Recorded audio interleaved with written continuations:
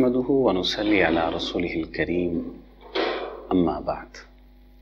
موجودہ دور کے اندر ہم یہ دیکھتے ہیں کہ معاشرے کے اندر بے راہ روی اور گناہ بہت زیادہ تیزی سے پھیل رہا ہے۔ اس کے بہت سارے اسباب ہیں، ان میں سے ایک سبب یہ بھی ہے کہ ہم نے نکاح کو مشکل سے مشکل ترین کر دیا ہے۔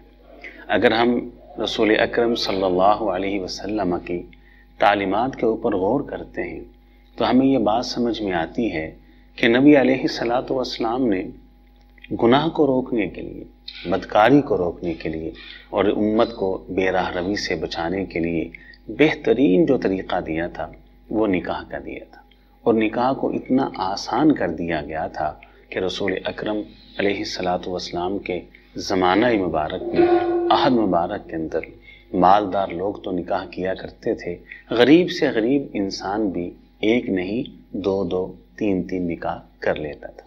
موجودہ دور کے اندر اگر کسی نوجوان کی جیب کے اندر 5,000 کا ایک نوٹ موجود ہو، وہ ہر قسم کا گناہ تو کر سکتا ہے، لیکن جب تک اس کی جیب کے اندر لاکھوں روپے موجود نہ ہوں وہ نکاح جیسے بندھن کے اندر بندھ نہیں سکتا۔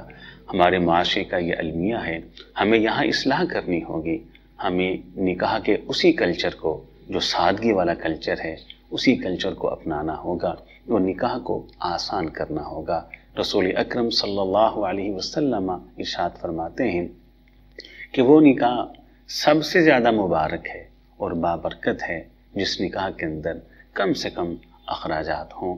تو اللہ تعالیٰ اس کہنے والے کو بھی اور سب سننے والوں کو سمجھ کے عمل کی توفیق عطا فرمائے۔ وآخر دعوانا ان الحمد للہ رب العالمین۔